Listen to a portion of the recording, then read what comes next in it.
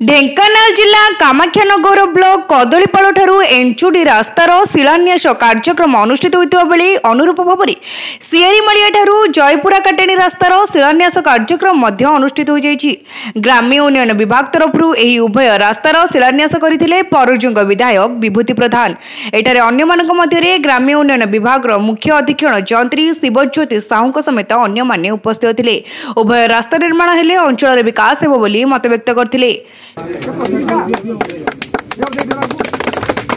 खुले दियो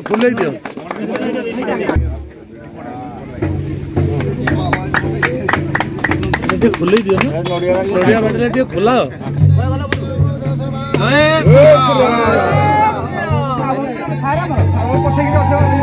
नड़िया मारे पानी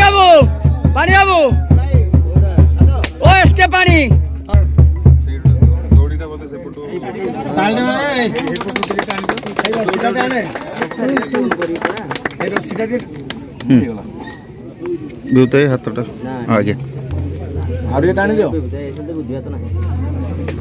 सेतेबेले प्रथमगिरी ओटीपीसीएल द्वारा क्षतिग्रस्त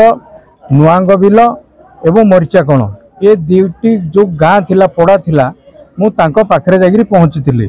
तांकर समस्या से माने मते कहिथिले उपस्थापन करिथिले। सेठी से माने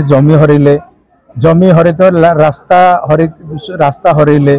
एवं तांकर चाष जमी गला भिटामाटी भी गला से माने पीवा पानी भी पाउनाहांती जेहेतु सेठे राजस्व ग्राम रु से माने अंतर हो गले तेणु सेठी सेठी ओटीपीसीएल न करबा कारण रु तांकर चाकरी गला एवं घर गला पर जो विस्थापन पाई जो घर तैयारी हला ताको पाई रिहैबिलिटेशन घर कॉलोनी तैयारी गला सेठी जाई पारिले नहीं सरकार ताको हेठी नेगी थैतान करले नहीं तेणु सेही कारणरू सेमानकु तुरंत केंति विस्थापन मानकु थैथान हबो तापाई विधानसभा रे मु प्रथम विधानसभा जेतेले हला मु जोग देली सेतेबेले सरकार को जणैथिली मु धन्यवाद देवी मोहन माझी सरकार को तांको कारणरू आज सेठी गोटे वेदांत गोटे कंपनी सहित राज्य सरकार एमओयू स्थापन करजंती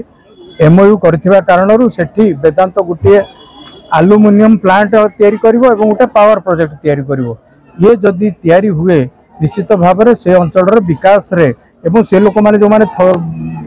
बासहरा होइजंदी से माने थैथान हो पारे से कारणरू मु सेठी विधानसभा रे उठैदिले एवं धन्यवाद देबी राज्य सरकार को। कामाख्यानगर पात्र रिपोर्ट तीर्थक्षेत्र लाइव।